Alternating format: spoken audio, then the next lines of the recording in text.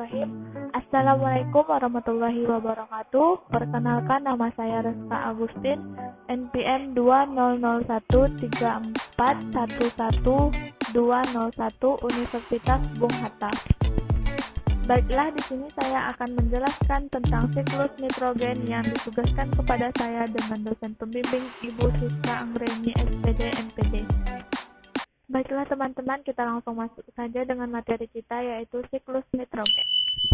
Nitrogen adalah unsur paling melimpah di atmosfer. 80% komposisi atmosfer adalah nitrogen.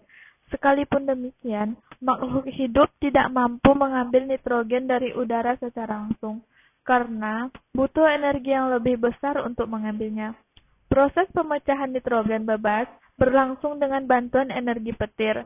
Energi petir yang besar memicu terjadinya reaksi nitrogen dan oksigen menjadi senyawa NO2 dan NH2. Senyawa-senyawa ini turun bersamaan air hujan.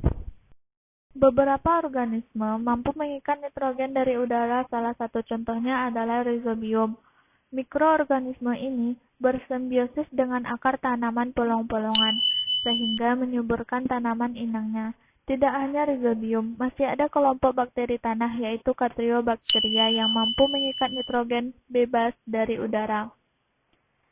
Itulah proses-proses pengambilan nitrogen dari udara. Proses ini menjadi salah satu faktor penyedia nitrogen di dalam tanah.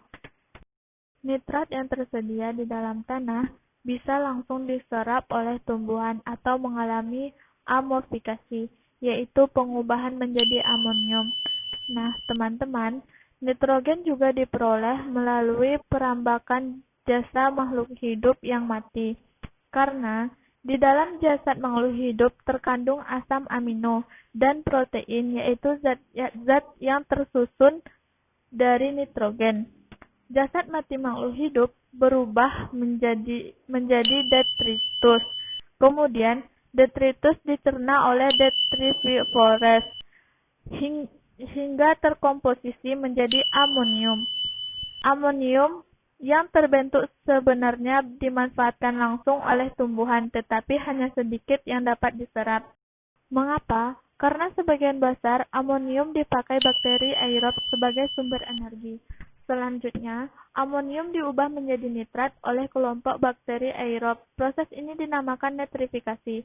Sebelum menjadi nitrat, aluminium diubah dulu menjadi nitrit oleh bakteri Nitrosomonas.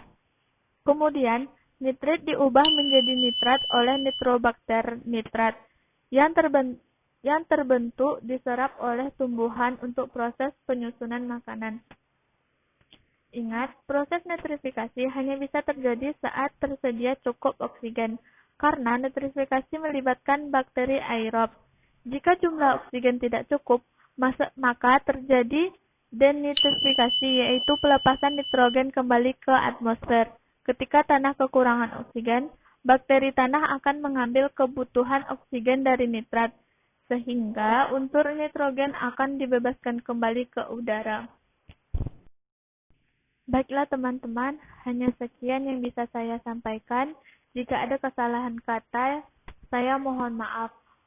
Assalamualaikum warahmatullahi wabarakatuh.